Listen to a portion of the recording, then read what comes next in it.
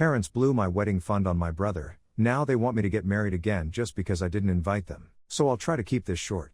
About 8 months ago, my boyfriend proposed to me. My boyfriend Andy, 27 male, and I, 27 female, have been together for the last 2 years. We met through work, and before him, I'd only ever dated another guy, my ex from high school, who cheated on me and dumped me a day before my 21st birthday. We'd been together for almost 6 years, so I took that really hard. Between my ex and Andy, I was single and didn't date anyone because I'd sworn off men completely after the cheating debacle. I also have an older brother, Peter, 31 male, who is somewhat of a wedding addict. He first got married at 22 to his college girlfriend, but that went south in a year. He got divorced at 23. Then at 27, he got married again to this woman he'd met at work, but he ended up cheating on her with his boss and his now wife, Miranda, 35 female. He got married for a third time as soon as his second divorce came through. All his weddings have been lavish, and I'd assumed that our parents had only paid for his first wedding because he could afford to pay for the next two. He worked in the marketing department in a firm, and now he's the head of the department, thanks to his wife who's the boss. Her dad is pretty well connected, so nobody can say anything to her either, and she just does whatever she wants. Seems unfair, but hold your horses because it's about to get a lot more unfair. So I'd assumed that because my brother had already had the free wedding experience once, he'd probably paid for it himself the next 2 times, but apparently not. I found out about it back when I got engaged and spoke to my parents about the wedding fund they'd set aside for me. They'd always told me and my brother both that all our major expenses would always be taken care of. My dad's a neurosurgeon and my mom's a businesswoman, so money was never something that I'd had to worry about growing up. So naturally, when I approached my parents for the wedding fund, I expected them to have some money set aside for me. But instead, I was told that they had nothing left for me because apparently, they'd blown through both funds because they'd paid for all my brother's 3 extravagant weddings. At least on the third one, they had Miranda to split the costs with, but the first 2 were all them. Not just that, they'd also taken money out of my wedding fund to pay for his honeymoons. So they had no money for me, and now that they were nearing their 50s, they had to think about their retirement as well and couldn't just afford to spend all their remaining money on my wedding. I was shocked when I learned the truth, and I remember arguing with them about it the day I visited them, but they told me that they had tried to save for me but decided that it'd be a waste when I broke up with my college boyfriend and then didn't date anyone for years after that. They thought I was off men, and so they didn't feel the need to save for me. My mother's exact words were, "We thought you'd stopped looking because of how depressed you seemed, so if you'd wanted us to save for your wedding, you should have put yourself out there more often." That's pretty much the day I stopped speaking to them the way I used to before. I could forgive them not having any money for my wedding, but I couldn't forgive the fact that they'd tried to turn this around on me and make this seem like my fault. I'd been cheated on by a guy I'd been seeing for 6 years, and they knew that, but they still chose to make me feel like crap about what happened and act like it was my fault that I'd wanted to be single for years after that. I'd even taken things slow with Andy at first, but when I realized that he was nothing like my ex, I let my guard down. It wasn't as if my parents weren't aware of how serious Andy and I were about each other. He'd met them plenty of times and they seemed to get along well. My parents had even met Andy's parents, and there was just no way they hadn't guessed that eventually, he and I would want to get married. So at least that should have been a sign for them to start saving again, but they'd instead thought it was more important for them to go on expensive vacations because they didn't think saving for my wedding was a priority anymore. You guys may think I'm being whiny and ungrateful, but it's unfair when you've been promised something and then suddenly, your parents just turn around and tell you that whatever they promised was in the past and I shouldn't hold out hope anymore. It's even more unfair when you realize that they were willing to keep their promises to your brother but not you. Thrice for Peter and 0 times for me. So anyway, I started speaking to them less and less and started downsizing my wedding to fit our budget once Andy and I realized that my parents won't be contributing. They tried to keep in touch and acted as if everything was normal, but I didn't meet them for the last 8 months after the discussion of the wedding fund, and every time they'd ask me to visit or ask if they could visit, I'd blow them off. That should have been enough of a hint to them that I didn't want to speak to them anymore. The only reason I didn't go no contact was because my friend's dad passed away from a heart attack in the past, but she didn't find out until he was gone because she'd gone no contact with her family and they couldn't find a way to contact her. And I was terrified of that happening, so I just kept contact to a minimum. As for my brother and I, we'd pretty much stopped talking after we moved out. He and I were never really close growing up, and I wasn't even invited to his third wedding. Miranda had contacted me to apologize because she'd only found out that Peter even had a younger sister after their engagement. My parents didn't tell me anything about my brother's life and vice versa, which was fine. I preferred it this way. We were essentially just strangers who'd grown up in the same house. So anyway, long story short, my parents weren't invited to my wedding and neither was my brother. It was an intimate ceremony that took place a couple of weeks ago. I got married in the presence of a few select relatives who I knew wouldn't tell my parents until I was ready, and a couple of my friends and coworkers. Andy's parents were there too. My aunt, my dad's older sister, walked me down the aisle because she and I had always had a good connection. I knew I could trust her not to tell my parents until I told them myself, and I was right. My parents didn't find out about the wedding until about a week ago when Andy and I put out the photos of our wedding on social media. My parents aren't on social media, but my brother is, and we do follow one another. Our personal indifference to each other's lives shouldn't reflect in our follower count. So I'm guessing it was he who told our parents. Or even if he hadn't, they probably would have found out anyway because other members of my family also follow me. When they found out, my parents were naturally livid and decided to call me the day itself to yell at me about how I'd insulted them by not inviting them to my wedding. I didn't know why they even expected to be invited when I hadn't spoken to them for months properly and hadn't even met them. So I reminded them of the discussion we had about the wedding fund and told them that they'd let me down, so I didn't invite them. It was nothing more and nothing less than that. That infuriated them even more, and they demanded that I have another ceremony and I do it the right way this time. By this, they meant that they wanted me to have another wedding and scale it up so they could be invited and also invite their own friends and a bunch of other people. My dad wanted to walk me down the aisle and have photos of that, and we could pretend that the first wedding was just a rehearsal or something. First of all, no way in hell was I doing that. Secondly, the entitlement to even expect your daughter to go to the lengths of arranging a second wedding just so you can show the world that you were invited takes some crazy guts, so I'll give them that. They definitely had the audacity. I told them that none of that was happening and that I had no intention of having multiple weddings. I wasn't my brother. I hung up on them before they could say anything to me, but they still kept texting me after that and kept trying to make me feel bad for not inviting them.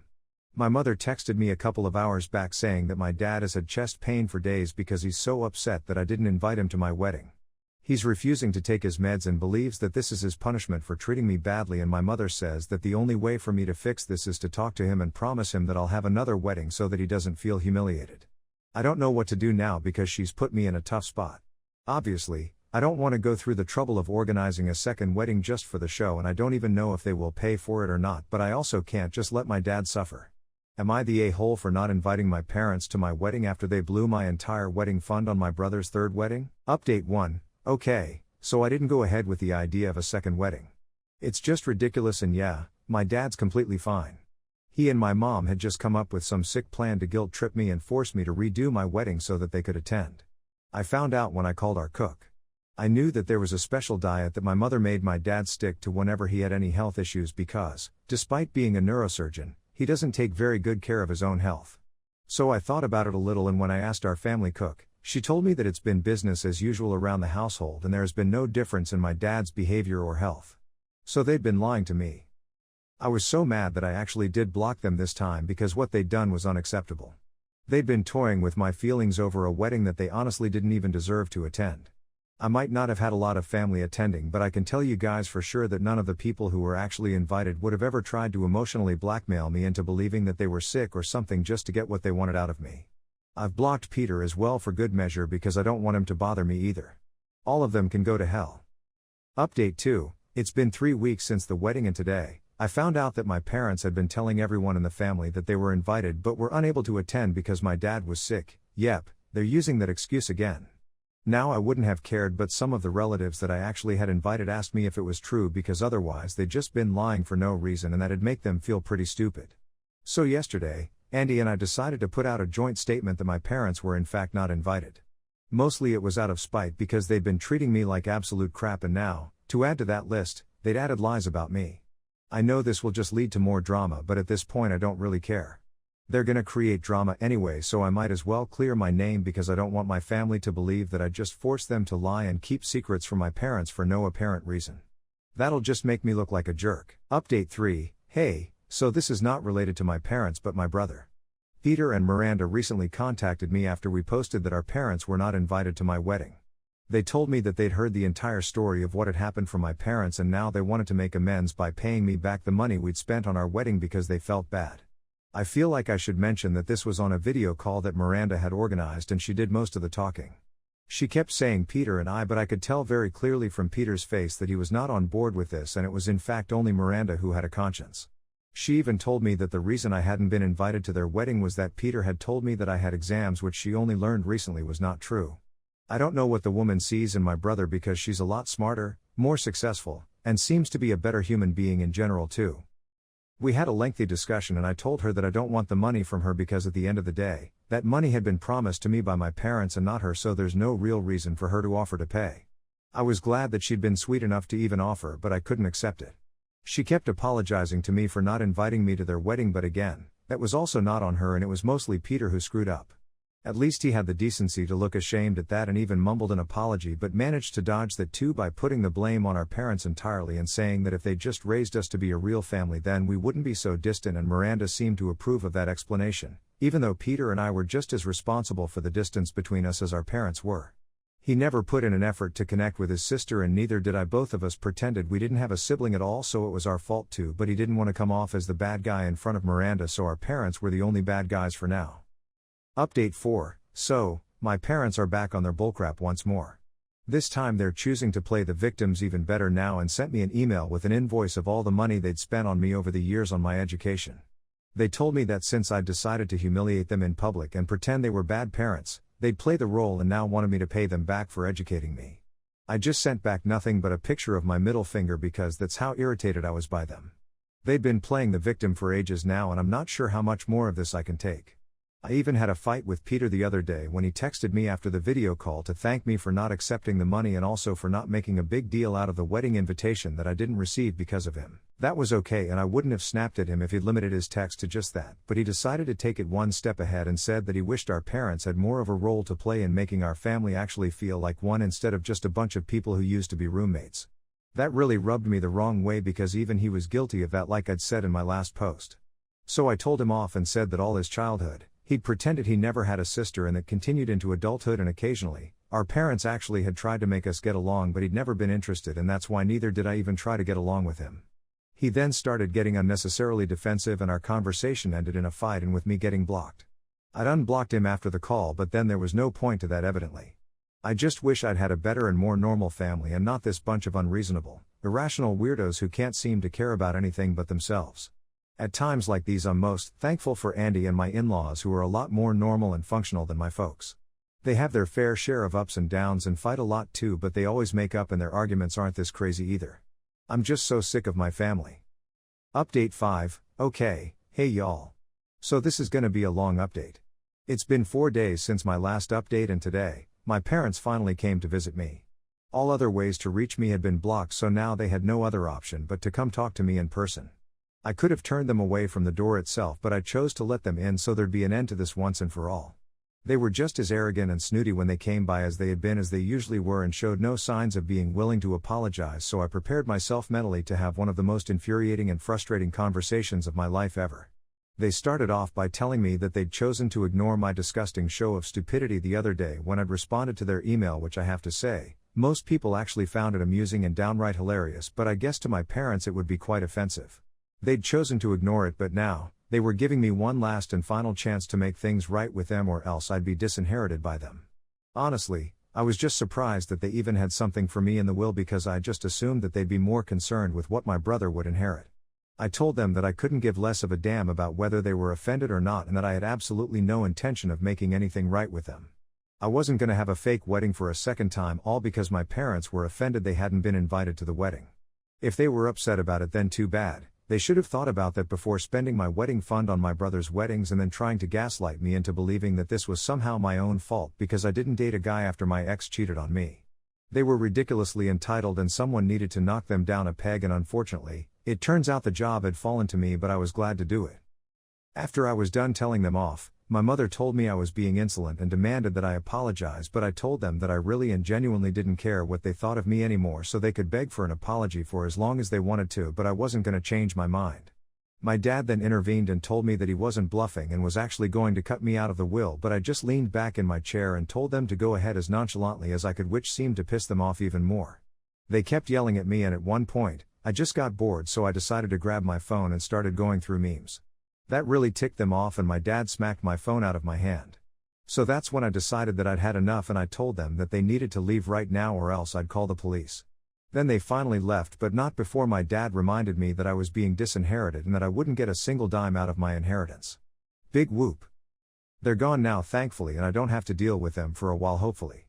Andy wasn't at home today because his mom had a doctor's appointment and he'd promised he would accompany her, so he'd left and I could only tell him what happened once he came back. I didn't want him to worry about me, so I didn't tell him while he was away, but he told me that the next time they show up, I should just lock the doors and not let them in and call him instantly. It was sweet how worried he was, but he doesn't need to. My parents are too superficial and fake to do anything to me because they're too worried about how the world sees them and won't even lay a finger on me out of fear that I might expose them. But yeah, I'm not gonna let them into my home or my life again after today. This was the end, hopefully. Update 6. I received a call from my dad's lawyer today and I was told that I'm not inheriting anything from my parents after my parents' demise. He'd called me to warn me one last time that if I didn't organize a wedding another time with my parents in attendance, this change in the will would be finalized and there would be no saving me after that. I didn't care, so I told the guy to go ahead and do whatever my parents said because another wedding ain't happening.